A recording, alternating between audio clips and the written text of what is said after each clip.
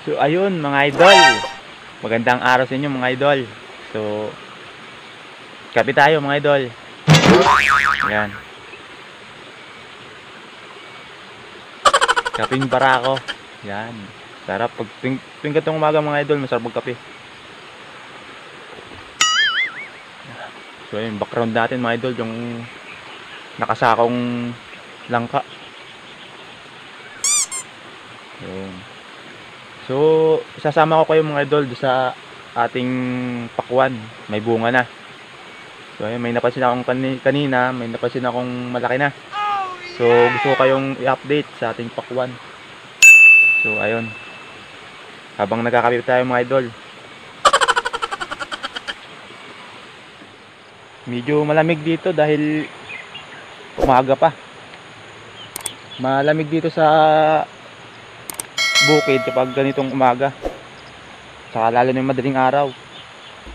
Yun, hindi na kailangan ng electric fan dahil malamig naman dito. So ayun, yun ang kagandahan mga idol pag nasa probinsya tayo. So nandito yung ating melon mga idol. Pakwan pala ito mga idol, pakwan, sorry. Yan, ito yung pakwan natin mga idol. So ayan mga idol, yung pakwan. May ilang bunga na yan mga idol. May mga buko na bunga. Pero yung nandito sa kabila mga idol, yung malalaki na. So ayan. So ito mga idol, yun. Medyo malaki na yung bunga mga idol. Ito. Ayan.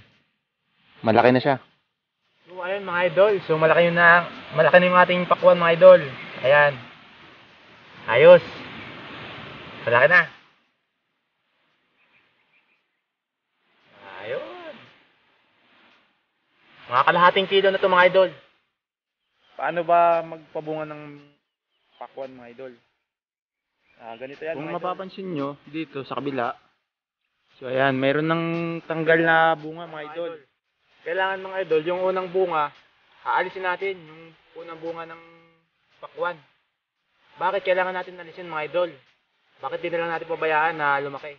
So kung papabayaan natin lumaki mga idol, hindi magkakaigi yung ating pagpapalaki ng pakwan dahil deform siya mga idol. Deform, hindi siya bilog.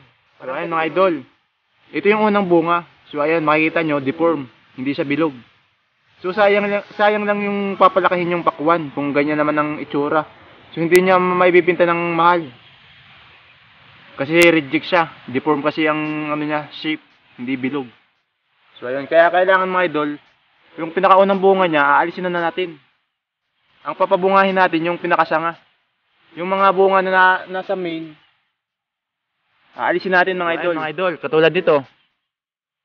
Ayan. Ito yung bunga na nasa main ng vine. Yung pinakapuno niya mga idol. Yung pinaka main ng puno. So ayan. Kung susulsugin natin to, ayan. Ayan. Kung susundan natin yan, nasa main siya ng puno niya. Ayan. Wala sa sanga.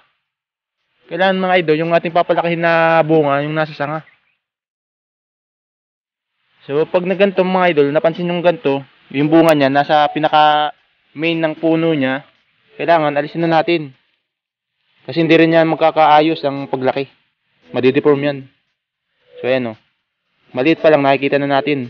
Deform, hindi siya masyadong bilog. Kaya kailangan alisin na natin. So ayan, kailangan ganito mga idol. Itong nasa sanga na to, ayan. Kasi ito yung pinakapuno niya. Papunta doon, yung puno. So yung itong nasa sanga, ayan. Tulad nito, yan yung papalakihin natin mga idol. Yung bunga na ito. Ito yung papalakihin natin dahil ito yung nasa sanga. So yan yung maganda palakihin kasi nasa sanga siya. Bilog kapag lumaki, hindi deform. Dito rin sa kabila, mga idol, ayan, may bunga na rin. So kailangan din natin tong alisin dahil nasa main siya ng puno, hindi sa bunga, hindi sa sanga. So kailangan natin alisin. Tulad dito, deform din. Ayan. Oh, maliit pa lang mga idol, kita na deform. So pag inay lumaki, tas nahinog, reject, hindi yan nabibinta ng maganda. So kailangan alisin na natin. Basta ang papalaki natin yung nasa sanga. Yan. Katulad nito. Dapat ganito ang ating papalakihin. Ito yung pinaka main ng puno niya. Punta dito. Tapos pagdating dito, biglang sumanga. Tapos yung sanga niya, ayan. Yun, may bunga na. Ito yung kailangan natin palakihin mga idol. Dahil ito yung nasa sanga na bunga. Ayan. Mapapansin natin mga idol, bilog. Ayan, bilog. Hindi katulad ng iba na deform. Ito bilog. Dahil ito yung nasa sanga na bunga, hindi doon sa pinaka main ng puno. Ayan. Ayun, marami tayong nakuha ng mga deform mga idol. Ayan. Meron pang mga maliliit.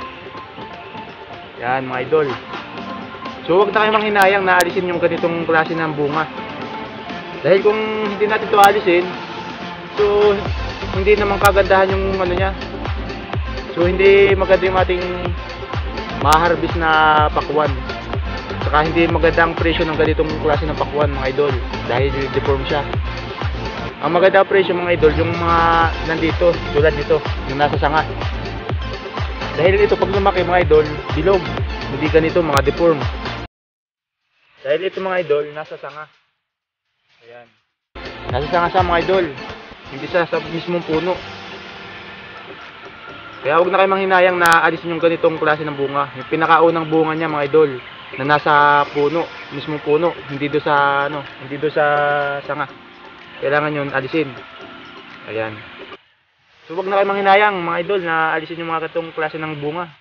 Dahil hindi nyo rin naman yan na may bibinta ng magandang presyo. So ayan, okay lang na pang sarili yung ganyan. Na kakainin nyo lang. Pero kung pambinta nyo, so kailangan yung nasa sanga ang ating kukunin na bunga. Yan, tulad dito. Nasa sanga. So ayan mga idol. Sana may na-share ako sa inyong kunting kaalaman sa araw na ito. Tungkol sa maganda bunga ng pakwan. Paano ito bilog at saka malaki. So yun ang teknik mga idol. Alisin yung unang bunga at ang pabungahin yung nasa sanga. So yun ang papalaki natin yung nasa sanga. So ayun mga idol. Ayos. Sana may na-share ako sa inyong kaalaman tungkol sa pagpapabunga ng ating milon. Pakwan pala ito mga idol. Sorry. Sa pagpapabunga ng pakwan. Ayun. So ayun mga idol. Ayos. At kung napadaka lang naman dito sa aking channel ay idol, pakipindot lang ng subscribe button sa may ibaba. At pakihit na rin ng notification bell para lagi kang updated sa mga bago pang i-upload na video. So ayun mga idol, maraming salamat. Ayos.